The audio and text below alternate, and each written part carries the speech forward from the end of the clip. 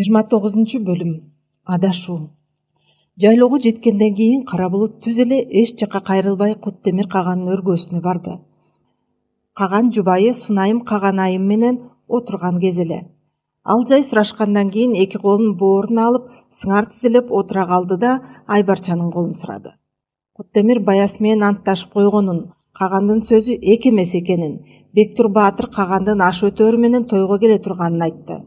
Аш болсо эл жайлоого көчкөн убакта башталаарын, бул үчүн 1-2 ай мурда эле алыс жакынга чабарман чаптырышып, ашка чакыртышканын дагы кошумчалады. Жаш бала эмессиң, деди ал ачуулангандай. Жагдайды түшүнүп турасың. Заман тынч эмес. Ашына түрктөр ушул жайда сасаниттер менен кармашууга кызуу даярданып жатат деп уктум. Кармаш катуу болот. Сасанит шахы Ормист улуу жибек жолун бөгөттөп, ашыналарын байлыктан ажыраткысы келип жатат. Согуш башталса, эки тарап тең бири-бирин аябайт. Анын кесепети бизге да тиеби деп кооптонуп турам. Ошондуктан Жараш агамдын ашын тез арада бермек болдук. Андан соң Айбарчаны турмушка узатабыз. Баяс баатыр менен кудалашуу бардык жагынан эп болот. Айбарчаны ушундай тынч убакытта турмушка узатып, той бергенибизде жөндүү деп абалды түшүндүргөн болуп жигитти жайкады. Кара булут Каганды таптакыр көндүрө албасына көзү жеткен соң өргөдөн кайра чыкты. Узап бара жатканда Каган жаштардын колу жолун тоспосок кантет деп ага жан тарта сүйлөгөн Сунайым Каган айымдын Куттемирге кайрылганын даана укту. Жигит демин ичине алып, бир азга буйдала кулагын түрүп калды. Болбойт, деп бурк этти Куттемир. Көз мончоктой карындашынын артында эли жок, тентип келген бирөөгө кантип берем? Эртеңки күнү эл эмне деп ойлойт? Каган калыстыктан тайды, дешпейби? Асыранды баласы менен карындашын жакшылап карай албаптыр. Акыры экөөнү үйлөнтүп тынды дебейби? Кара булуттун бут алдынан жер көчүп, асманы аңтар-теңтер болуп кеткенсиди. Уккан кулагына ишенбей дел боло түштү. Куттемирдин өзү тууралуу мындай ойдо экенин таптакыр билбептир. Тентип келген бирөө экенмин да, ушунча жыл кербен башчың болуп, ак кызмат кылганым бир тыйынга тең болуп калдыбы? Акыры тентип келген бирөө болсом, мен сага тексиз кандай болоорун көрсөтөйүн. Ушинтип ичинен кекенди жигит. Андан кийин түз эле Айбарчага барып, аны жакшы көрөөрүн айтып салды. Кыз эмне дээрин билбей дел болуп олтуруп калды. Сени алып башка жакка кетели, Куттемир менен кол үзүшөйүн, деди аргасы кеткен кара булут. Айбарча ойлонуп, бир элдин тагдыры мойнумдагы кызмын, кайда барам? Өлсөм да качкын эмес болуп жүрө өлөм, деп көжөлүп болбоду. Жигит Биярсландан жооп күтүп жатабы деп шектенди, бирок кыз ашыналардын ханзадасы тууралуу дегеле унчукпады. Кара булутка сурагысы келбеди. Жигит Биярсландын уудан улам шал болуп жатканын, Кудбекти жарадар кылып Пайкентке бара жаткан жолго таштап, анын Биярсланга жазган катын уурдап кеткенин кызга тиш жарбады. Кара булут колун сурап келгенден кийин Айбарча жеңеси Айсынды шашылыш чакыртты. Жеңе, өткөндөгү сууга чөгүп өлөм деген кебимди да Куттемир агам тоготпой калгандай. Баары бир мени Бектурга күйөөгө бергени калды окшойт. Антташып берген канжарды жоготуп алып, Биярсландын бетин кантип караарымды билбей олтурам. Жазган катыма да жооп бере элек. Кутбектин да дайыны жок, деп көз жашын төктү. Кызыке, Каган атама Биярслан тегин тууралуу айтпай жатканың туура эмес болуп жатат. Жеңе, кантип айтам? Мага ашыналардын ханзадасы канжар берип, антташып кетти эле, бирок мен ал канжарды жоготуп алдым дейминби? Агам бул сөздү укса эмне дейт? Менин намысым андан бийик. Эгер Биярслан чын эле мени сүйсө, антташканы чын болсо, катты окуса, жакында келип куда түшөт. Эгер андай кылбаса, Бектурду жактырбасам да, элдин тынчтыгы үчүн агамдын айтканын аткарууга мажбурмун. Сууга чөгүп өлгөндөн көрө, элдин кызматына ушундай жол менен болсо да жарасам, алда канча жакшы эмеспи? Бирок жүрөгүм тынчыбай жатат. Анан кара булуттун капыстан келип, жактыраарын билгизип, колун сураганын да жеңесине айтты. Кызыке, жүрөгүңдү ук, адашып калбагандай бол. Бектурдан көрө кербен башын тандасаң кантет, деди Айсын үнүн акырын чыгарып. Ага турмушка чыгуума Куттемир агам каршы болуптур. Кара булут агама кесе айтыптыр. Айбарча бир саамга токтоп, Үнү дирилдей түштү. Анан калса, мен аны бала кезимден бери агандай көрөм. Жеңе, ал менин таянычым, ишенимдүү агам гана. Аттиң, деп үшкүрүндү Айсун. Кара булуттун сен деп ичинен күйүп жатканын каган атам сезбей жатат. Билбейм жеңе. Айбарча көз жашын арчыды. Бир билгеним, тегин келбесе, мен Куттемир агамдын тилин алганга макулмун. Намысымды жерге тебелеткенче, сүйбөгөн адам менен кеткеним 1000 эсе артык. Айсун үшкүрүнүп, Айбарчанын чачынан сылап отурду. Кара булут Куттемирдин өргөсүнөн чыккандан бери жанын коерго жер таппады. Ошо күнү кечинде айылдын четиндеги дөбөдө жалгыз отуруп, күйүп бышып жатты. Анын кулагында Куттемирдин тентип келген бирөө деген сөздөрү жаңырып, бүткөн бою калтырап отурду.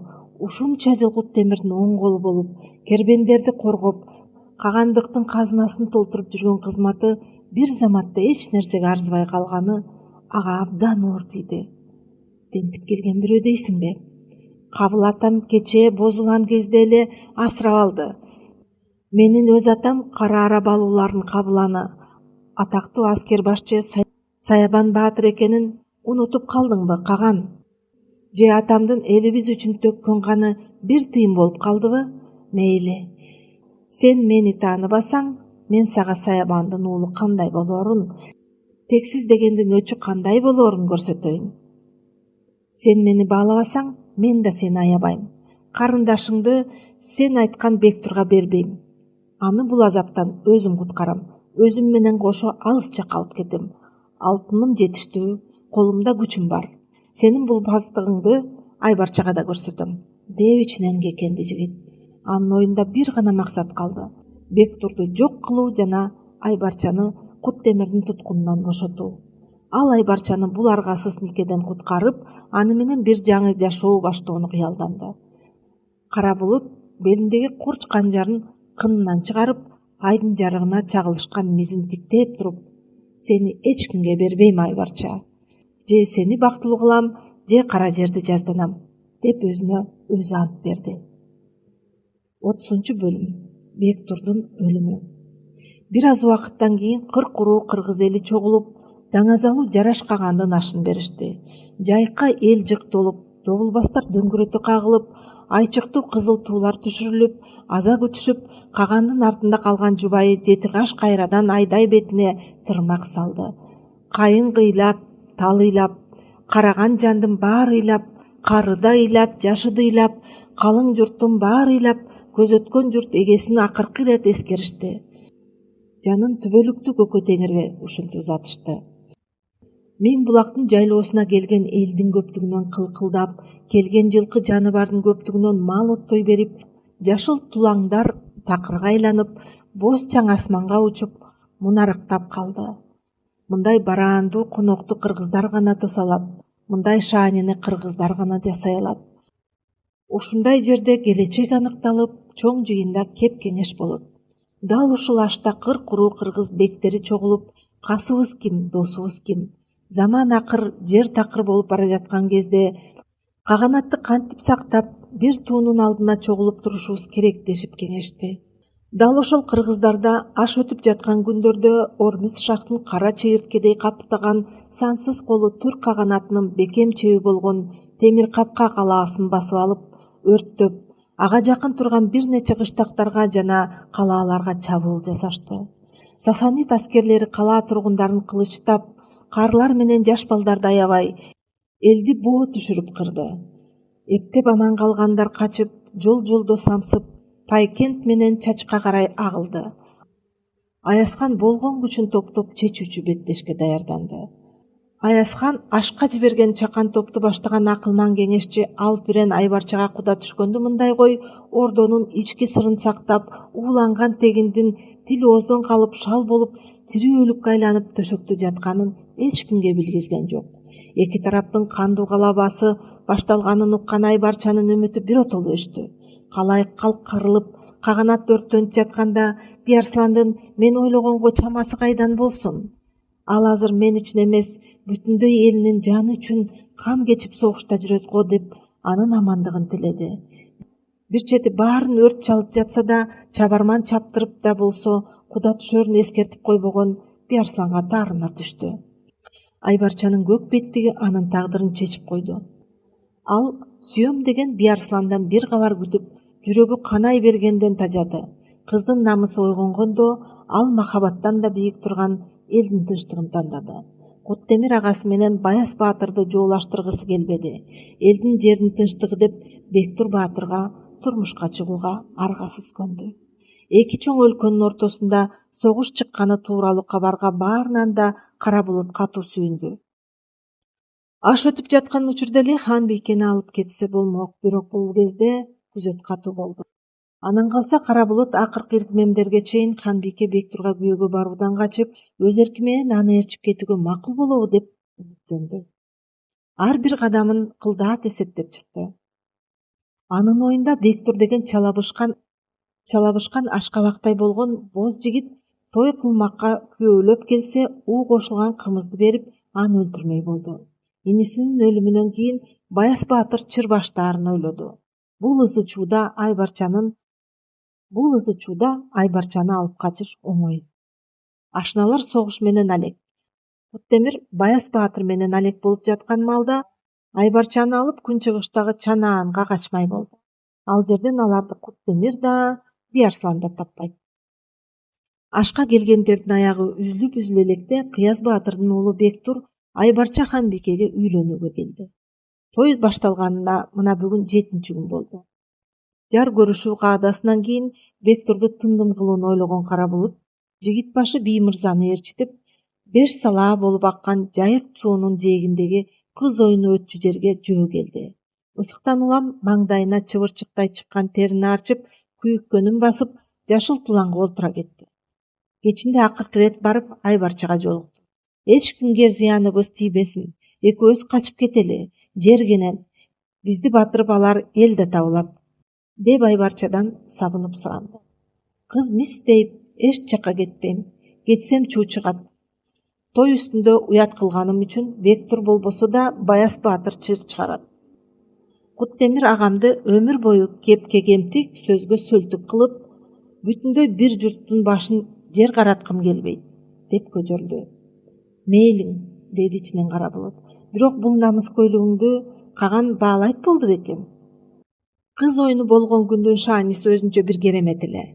Күн шашкеден ооп, тоонун салкын жели сого баштаганда добулбастар дүңгүрөтү кагылып, оюн башталганы кабарланды. Жайлоонун жапжашыл тулаңында кырмызы кызыл, ачык жашыл көйнөк кийген кыздар ар кай жерден ачылган гүл сыяктуу көрүнүп, кылактап чыга келишти. Алардын күмүш шөкөттүү чолпулары шылдырттап, жылаажындай тунук күлкүлөрү жаңырып, оюндун шаңына шаң кошулуп, жайлоонун көркү ачылды. Боз уландар кыл муруттуу, кызыл беттүү жигиттердин тамаша күлкүсү чыкты. Ортодо Каражаак акын Айбарча хан бийке менен Бектур баатырдын тою укмуш болуп жатканын баяндап, кобусуна кошуп шаңкылдат ырдаганда анын коңур абазы жаш жүрөктөрдү толкутуп, жаштар жашыруун көз караштар менен бири-бирине карап, айлана өзгөчө бир керемет болуп турду. Бул салтанаттуу учурда толкунданбай, ал тургай катуу түйшөлүп жаткан эки адам бар эле. Алар Айбарча менен Кара булут. Кара булут жасай турган жаман иштерин тыкыр эсептеп, ошол күнү кыз оюну өтчү жерге жакын дөбөчөдө отурду. Айбарча сөөлөтүнө манчыркаган жаш жигиттин Бектурдун жанында олтурганда, көз алдында Биарслан менен антташкан канжары, анын жүзү элестеп жүрөгү мырчылды. Ошол күнү кечинде эл орунга олтурган кезде Бектурду болочок кайнагасы Кара булут өзүнүн өргөсүнө конокко чакыртып жатканын айтып, анын кызматчы жигити келди. Кара булут аны жайдары кабыл алды. "Кел күйөө бала, кел", деди. Ал бычак жая тосуп алып жатып, 2-3 күндүн ичинде нике тоюң өткөрүп, карындашымды алып кетесиң. Бүгүн кечте сени менен пикирлешип, чер жазышсам дейм. Өргөнүн ичинде жайылган дасторконго дүр-дүйүм тамактар коюлуптур. Бектур экөө ал күнү той шааниси деп шарап да, кымыз да ичишти. Кара булут кимдин болбосун тилин тапканга маш эле. Бектур кымызга кызып калган кезде Кара булут Бектурду коштоп келген 2 жаңсакчыны дагы кымыз ичүүгө чакырды. Акырындап Кара булут башка көөгөрдөгү атайын уйкуну келтирип, шайды жоготуп кое турган дары чөп кошулган кымыздан үчөөнү сунду. Акыры үчөө үч жерден томолонуп калган кезде чигилдердин жасоолунун кийимин кийген Кара булуттун нөөкөрү Назар устанын тун уулу Телтай өргөөгө кирип келди. Кара булут Телтайга Бектурду ойготуп кошуп берип жатып, жагдайды сурагандай суроолуу карап ишарат кылды. Жигит баары жайында дегендей көзүмдап бутуна араң баскан Бектурду жетелей жөнөдү. Телтай менен Бектур бир аз узап кеткенден кийин дагы 2 кызматчысын чакыртты да Бектурду коштоп келген жан сакчыларын алар мейманчылап жаткан өргөөгө жеткирүүнү тапшырды. Бектур мейманчылап жаткан өргөөнү кайтарып турган күзөтчү жасоолдор караңгыда Телтайды көп байкашкан жок. Алар аны Бектурдун жан сакчы жасоолдорунун бири экени деп ойлошту. Телтай катуу кызып калган Бектурду төрдөгү төшөнчүсүнө жаткыргандан кийин бүлбүлдөгөн шамдын жарыгынан жаш жигиттин жүзүн дагы бир ирет карады да башында турган куш жаздыкты алып аны думуктура баштады. Бектур тыпырчылап жатып жан берди. Телтай аны чак-чайган көздөрүн ушалап жумдуруп, дагы бир ирет тамырын кармап көрүп, демин тыңшап бир саамга отурду. Жигиттин өлгөнүнө даана көз жеткен соң гана шамдарды үйлөп өчүрүп, шыбырт билдирбей акырын сыртка чыкты. Айылдан улам алыстап өңкүр булакты көздөй жөнөдү. Жөө басып түн ортосунан ууп калганда гана өңкүргө жетип, токулуу турган кара бууданын алып чыгып, Кара булут берген куржундагы алтын туяк жамбыларды түн шооласына салып, бир карап алып атка артты. Бир аздан кийин бууданына минип, түн караңгысына сиңип жок болду. Кара булут ал түнү көз илмеген жок. Таңда баарына даяр болуу керек. Бектурдун өлүмү чоң чатак менен коштоло турганы анык. Бирок Кара булут сүйүктүү Сайбарча хан бийик үчүн жаш жигитти өлтүргөндөн башка аргасы жок эле. Эскертүү. Кадырман окурман, бул жердеги окуялар кеңири түрдө чыгарманын прологунда берилген. Сиз Гүлнура Жумалиеванын «Мен сүйүүнү таандайм» чыгармасын уктуңуз. Окуган Айгүл Мырзабек кызы. Кийинки бөлүмдөрдө Баяс Баатырдын келиши, суракка алуу, согуштун башталышы тууралуу баяндалат. Чыгарма жакса лайк басып, пикир калтырып, каналга каттаныңыз. Сиздин колдооңуз каналдын өсүшүнө жана жаңы бөлүмдөрдүн тез чыгышына шарт түзөт. Биз менен болгондугуңуз үчүн чоң рахмат.